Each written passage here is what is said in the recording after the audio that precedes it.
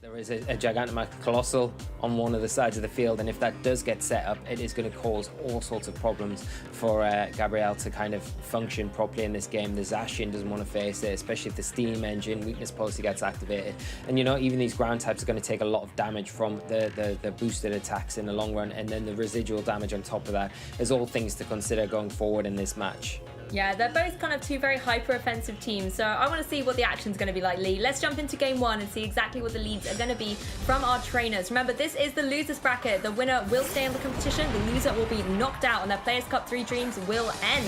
For Roberto Porretti, there's going to be the Colossal and the Urshifu facing down against the Whimsicott and the Zacian for Gabriel Agati. Yeah, so straight away from Roberto, you've got the option to go for that Gigantamax with your Colossal and go for the Aquajet combination. You know, with the Whimsicott, you do have access to go for Tailwind here on the first turn and get that Zacian in a nice speed point where it's probably still going to be able to outspeed the Colossal just with its phenomenal speed stat, but it does depend how Gabriel has trained the Zacian. A lot of players don't tend to go max speed on their Zacians, opting for a little bit more defense and aim for that, so it will depend on the speed stat, but I'm sure it's something that Gabriel has taken into consideration and something that Roberto needs to be aware of going into this first turn. Yep, and Roberto is going to be Gigantamaxing up the Colossal, wanting to apply that pressure straight away, particularly when you've got two Pokemon that don't really want to take any fire-type attacks here, and you want to get that residual damage set as quickly as possible to break any potential focus sash as well. Zacian is going to go for the Behemoth Blade, going to be targeting down into the opposing Colossal there, dealing over 50% damage. Of course, Behemoth Blade is devastating. It's at +1, and it doubles in power when going into a Gigantamax or Dynamax Pokemon. That was such destruction. Urshifu is going to want to retaliate, though, with the Surging Strikes, but even with the critical hits, really not dealing as much damage as that Zacian was able to deal to its partner Pokemon on Roberto's side. So, does get its critical hits, does deal some damage to the Zacian, and Colossal is going to go for that Max Flare. So, really trying to get revenge on the Zacian and remove it from the field, which Roberto has successfully been able to do. Even in the face of a Tailwind, the one thing Colossal can kind of rest on is that Urshifu could potentially set up its Steam Engine in the next turn, and it can try and get revenge onto that Whimsicott as well. Yeah, the problem is for getting that strategy going, I think, for Roberto, is that the Behemoth Blade from Gabriel's Zacian has done far too much damage to be able to take advantage of the Aquajet. Even in the sun, I think you're probably looking at it's going to be very close to picking up the knockout, so it's very risky here, but it might be worth going for because the kind of reward, if you are able to get that Steam Engine activated, is that you're going to probably be able to get your G-Max Volcalith off and start the residual damage, so it may be worth trying to do that if you are Roberto. But I mean, if you're Gabriel, you've got the great opportunity to get your Landorus, go for the Dynamax here and really just remove the Colossal before it's able to do anything else, and you're still supported now by the Tailwind from that Whimsicott. Not too worried about the attacks from the Urshifu because of the sun being up, so yeah, it's you're sitting in not too bad a spot. Yeah, Colossal able to have its Steam Engine weak spots activated by the Aquajet. I think the Intimidate for the Landorus also helped pay off there, so the damage would be slightly less. Whimsicott, however, going to be outspeeding and going for the Moonblast, targeting it straight down into that opposing Urshifu. Obviously, super effective damage, bringing it down to its Focus Sash. It's going to be also getting, you know, its special attack drop, but Urshifu doesn't worry about that too much at all, as the Colossal does go for the G-Max Volcalith, going to be targeting down into that opposing Whimsicott, taking it down also to its Focus Sash, but critically setting up those rocks as well. So Whimsicott will be KO'd at the end of this turn, and a little bit of damage will be dealt as the Pokemon keep coming in. But Landorus is now free to go for that Earthquake, and I love this play so much from Gabriel. You get a triple knockout, even if it is on one of your partner Pokemon. The the reward that you get for taking down both of Roberto's Pokemon is amazing.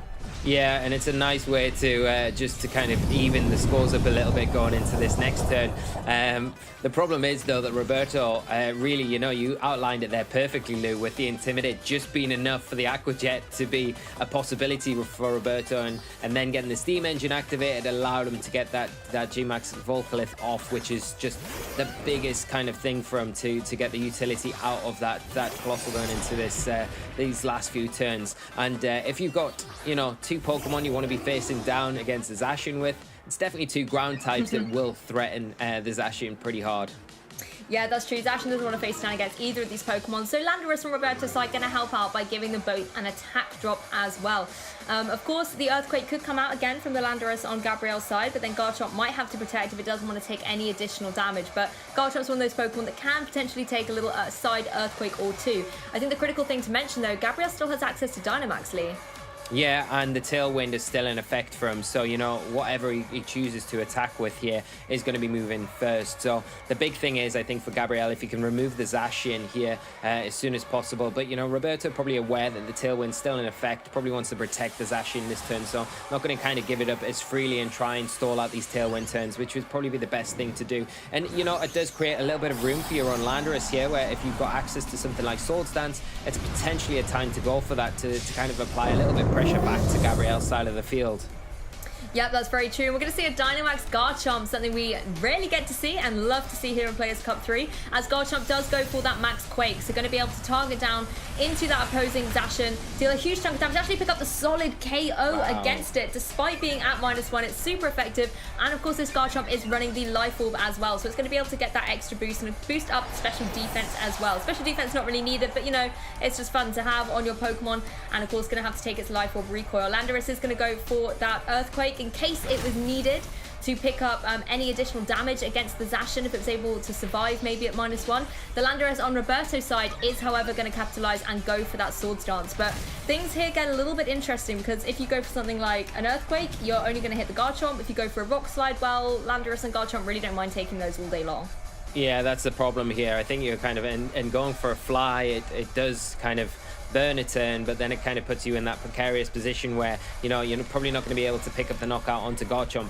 Maybe you are onto Landorus, but then you put yourself in harm's way that next turn to take a big attack from the Garchomp. And with access to something like Max Wormwind that can reduce that attack power, it's very difficult to kind of utilize the Landorus in a way which Roberto needs to, especially with this Tailwind still in effect. Yeah, just removing one of those attack boosts on that opposing Landorus. Is the Landorus on Gabriel's side going to follow up with the Rock Slide and pick up the KO? But I mean, that Garchomp, the amount of damage it was able to deal even at -1 was outstanding. Such strong damage going down to that opposing Landorus. And of course, the benefit of that Max Wormwind is reducing that attack stat. So that's just something to bear in mind going forward, that Garchomp has the ability to do that to those kind of physical attackers on Roberto's side. Yeah, and I mean, I was as surprised as anyone, I think, to see the knockout onto the Zacian there, you know. This kind of more niche pick Pokemon actually coming into the fray and showing exactly why they are very good and very valid choices on your Pokemon teams. I think it's time to jump into Game 2 though, Lee, and see exactly how things are going to adapt on the battlefield and whether Garchomp's going to make another appearance and deal out some more big damage. An adjustment from Roberto, however. Landorus is here to throw an Intimidate across the field, but paired up this time with the Rillaboom. For Gabriel, it's going to be the Whimsicott and Zacian once again, and I like the way that the Intimidate's just going to be able to counteract this Intrepid Sword straight out the bat. Yeah, it makes it a little bit more difficult to get the full maximum ability out of the Zacian. Just that Intimidate kind of getting rid of the attack boost there, which is always nice. The one thing that you would say, though, is from Roberto's side of the field, the grassy terrain not helping him out in this situation here, because the Earthquakes, if you do decide to go down that route with your Landorus, not going to be doing as much damage, because obviously nerfed and kind of cut in half by the grassy terrain's effects here, making it difficult to kind of get the most out of Landorus this turn. But the Intimidate, like you say, really useful. Yeah, exactly. And you never know, that Landorus could be going for something like a Dynamax up, like say, to get around the fact that that grassy terrain is hindering the Earthquake damage potential here. So the Landorus on Gabriel's side wisely switching in to throw an Intimidate right back at Roberto, taking a trick out of his playbook and just making sure that the offensive pressure isn't going to be as strong coming out from Rillaboom and the Landorus. Actually, a double switch here from Gabriel, and I see the Garchomp jumping in onto the field as well. And it's nice for Gabriel to get both of these physical Pokemon out without the risk of that Intimidate, because Landorus on Roberto's side is already on the field. Straight away, though, we're going to see the Dynamax come out, and it is indeed going to be the Landorus from Roberto's Landorus. Yeah, and it's going to put a lot of pressure onto that, what was Zacian slot that's now the Garchomp. But the Garchomp coming in, going to be able to take that a lot better than what Zacian would be. So a nice switch here, and especially when you pair that up with something like the Intimidate from your own Landorus on Gabriel's side of the field, just going to reduce that damage down even more if that is what we see. But the Airstream coming out as an alternative option, and just wanting to try and get that speed control going for the remainder of this match, which is probably the most smarter play right now, especially when Gabriel hasn't really been able to get that Tailwind up this last turn.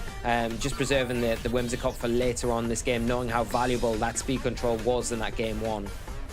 Yeah, it's certainly very interesting. It did so much damage to that opposing Landorus, even at -1. You know, another one of those max airstreams to be able to pick up a KO against the Landorus that doesn't even get to reap the benefits from the grassy terrain, trying to pick its health HP back up a little bit. So certainly Roberto looking to be in quite a dominant position here. The Rillaboom could obviously go for some grassy glides as well and start dealing some damage, or potentially be switched out to come back in and fake out later on. Yeah, I mean, it's a nice switch here, option for Gabriel to switch the Landorus out into maybe something like Zacian if you suspect another airstream and potentially a grassy glide from the Rillaboom. Zacian's a great switch in here, and it means that you get Zacian back onto the field where it does have that Intrepid Sword boost, and it really can start putting a little bit of pressure back on Gabriel's side of the field. You've got to think as well that he does have Garchomp. If he does decide to go Dynamax here with the Garchomp, he does have Max Wormwind that can do not only big damage, but it can also start reducing the attack power alongside the already Intimidate that's been dropped from the Landorus Therian. That's very true, and we already saw in game 1 that, you know, -1 Garchomp doesn't mind too much. It can still deal a huge amount of damage, so no surprise to see Gabriel going for the Dynamax once again in that Garchomp. And I think you're right, Lee. Being able to use that Max Wormwind and start just reducing the offensive pressure from Roberto's Pokemon will be excellent here for Gabriel. He can use the partner Pokemon to help set up and deal out some more damage. Landorus is going to go for that Max Airstream into the Whimsicott that has switched in, because Whimsicott is carrying that Focus Sash. It is going to be able to hang on, and unless Roberto has maybe doubled up into that slot, Whimsicott is going to be in a great position to go for something like a Tailwind in the next turn. The Rillaboom, however, is going to have something to say about it and goes for that Wood Hammer into the Garchomp, boosted up by the grassy terrain, and the Miracle Seed as well does a decent chunk of damage, but Garchomp being able to take that reasonably well in this situation and firing back in retaliation that Max Wormwind. And I think that's the critical thing here. You remove the Rillaboom from the field, you don't have to worry about any priority grassy glides or fake out later on in the game, and you reduce the attack stat on that Landorus. That's exactly what Gabriel wants here. Weakened opponent and a potential Tailwind setup in the next turn.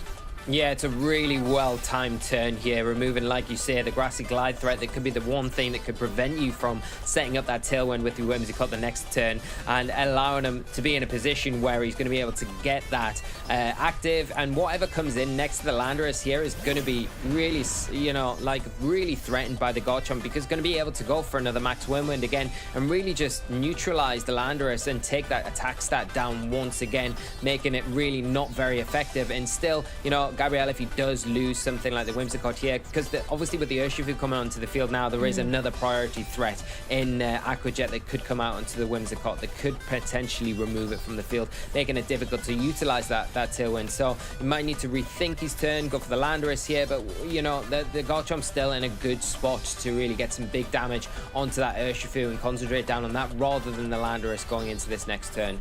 Yeah, the poor Whimsicott, we keep hyping up that it can go for Tailwind, and then Roberto's just like, wait a second, I got some priority of my own here that can apply that pressure. And so Gabriel wisely getting it in off out the battlefield and bringing that Landorus back in, throwing down another Intimidate. Even if Landorus does go down in this situation, I think being able to weaken the Pokemon on Roberto's side here and really stopping this Dynamax Landorus from being able to deal them damage that it wants to use with its max moves could be excellent here. The Aquajet was indeed coming out from the Urshifu. It's going to go into that Landorus. It's going to be able to take it. You know, it's got the potential there thanks to having the Intimidate going down that was able to survive, and Garchomp able to survive this max airstream as well. Of course, Roberto is boosting up the speed on the side of the field. That Landorus is incredibly speedy, and Urshifu gets a cheeky speed boost as well. But it means Garchomp is free to go for that max Wormwood once again, targeting down into that Urshifu, doing a huge amount of damage, not picking up a KO, but again, let's just throw another attack drop in there against these physical attackers. Yeah, it's phenomenal the damage the Max Wormwind does with that Life Orb damage, the Life Orb boost on the Garchomp. It's really hits these Pokemon for such big damage, and considering it is still -1, you can imagine what the attack power would be like if it was just neutral as well. So it's doing so much work here for Gabriel, and he's still got one more turn this Dynamax to take advantage of. So able to get rid of the Urshifu if he wants to here, which will free up the Whimsicott to kind of come in that next turn when the Aquajet isn't an issue anymore, because that's the big thing for Gabriel. He needs to remove these priority threats to get the Whimsicott onto the field, to get the Tailwind, to really utilize the Zacian in the last few turns of this game. Yeah, well, the Landorus is just going to jump out in place for the Zacian here, so the Intrepid Sword boost is going to go up. Of course, if maybe this Garchomp has predicted this could be destruction on the field. But Urshifu going to go straight away for the Aquajet, get the clean KO into that opposing Landorus. It's a nice call to make, because even if the Whimsicott was to come back, you know you're going to be able to pick up the KO against it. And it's good to remove that threat from the field. Garchomp is indeed going to go here for the Max Quake, and it's going to go down into that opposing Urshifu, remove it. Like you said, Lee, the Whimsicott doesn't want any of those priority moves hanging about, so now it's safe to come into the field and go for something like a Tailwind. The fact that Roberto switched out that really boosted Landorus means that all those speed boosts have gone. Also, obviously, all the attack drops have gone as well, but Whimsicott's going to set up the Tailwind, and the speed will be on Gabriel Agati's side. Yeah, and that's a big thing, you know, and having the Garchomp as well really helps out with that. It, unfortunately, it is going to be going down to -2 now with the Landorus coming onto the field, but you can utilize Garchomp maybe here to just get some damage onto, you know, maybe the Zacian here if you want, or maybe even protect it here. Get your Tailwind up and then get Zacian in alongside it. Just let Whimsicott go down this turn, and then you've got at least Zacian and Garchomp on the field. But the problem is leaving room for that Zacian here. It could potentially set up a substitute, and that's not something we want to be contending with going into the next turn, regardless of a Tailwind or not. Yeah, substitute can be so disruptive, and of course open team sheets, Gabriel Agati is going to be well aware that that is an option for Roberto to have on his side of the field. You do not want to have that happen, because particularly with Zacian, if it's in a position where it can't be intimidated, it's going to keep that Intrepid Sword boost and just start dealing huge damage. Whimsicott able to finally get that Tailwind up, safe from any priority damage, and Garchomp going to capitalize and go for that Rock Slide.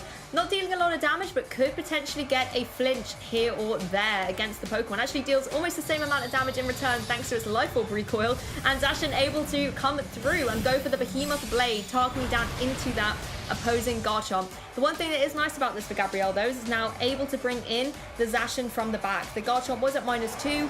Now Zacian gets to come in free, undamaged, and get that boost. Oh, and the Landorus flinches as well. Yeah, and that's a, you know, that's a big turn here, meaning Gabriel's still got the Whimsicott to utilize this next turn. Concentrate maybe a little bit more down onto the Zacian, rather than having to worry about the Landorus too much, because you could potentially double into the Landorus this next turn if you're Gabriel, knowing that a Moonblast and a Behemoth Blade will be enough, easily enough to take it down, or and it's more likely that the Zacian on Roberto's side maybe protects in this situation. So the open team sheets make this a lot easier though to approach, because you know the options that the opposing Zacian's got and what the opposing Landorus has got. Maybe here you don't want to give the Landorus room, because we've already seen the Sword Stance, and if the Landorus does get the Sword Stance up, if it's got enough health to kind of survive a Behemoth Blade, it can really punish the Zacian on Gabriel's side with the +2 Earthquake. It's not something he wants to really contend with, so it's still a tricky end position, but I think with the Tailwind it definitely puts him in a little bit of a lead. I think you make a great call here, Lee. We wanted to try and remove the threats from the field. The Zacian's going to go for the Behemoth Blade, going to be able to target down into that opposing Landorus and just remove it from play. You know, open team sheet showing the Landorus doesn't have the opportunity to be able to protect there, so it would just be sitting so vulnerable to such a devastating attack. Zacian going to retaliate though with the Behemoth Blade of its very own, but even if this comes down into the Zacian, as it does, it just doesn't have the power, even at +1, to pick up a KO. And now with the speed advantage on Gabriel Agati's side of the field, the fact that, like you said, Lee, you could go for that Behemoth Blade and Moonblast combination, it looks like Gabriel Agati's going to be able to take this. Yeah, you would think just that even if the Zacian's able to take this, the Moonblast from the Whimsicott probably going to be enough just to kind of tip it over the edge. And with that Tailwind, with access to that now, even these protects don't really matter. You're kind of just prolonging the outcome of this game for Roberto, and Gabriel just really utilizing the tools that he has access to and the speed control, and kind of a very similar kind of restricted end game here very well, and kind of going to be able to progress on in this match. But yeah, just a really nice way to see a use of Garchomp here, because the work that it's put in this match has just been phenomenal, and it's a bit of the unsung hero. It's not here to kind of close the match up for Gabriel, but you know, the work that it put in earlier on was just phenomenal. Yeah, it doesn't close up the match, but Zacian will be able to take that honour, going for the Behemoth Blade into its opponent, Zacian, and just being able to close up the game for Gabriel. So amazing play from both of these players, but Gabriel Agati is going to stay in the competition, winning this losers round 3 match. Yeah, incredible game there from Gabriel, and really dominant. And you know, we can't take anything away from Roberto. He played the first game really well, got his G-Max Volclith off at a time and a point where you thought, oh, it's not going to happen, the Aqua Jet's going to be too much for him. But then Gabriel just kind of timed everything so perfectly in that first game to really clinch it, and then did it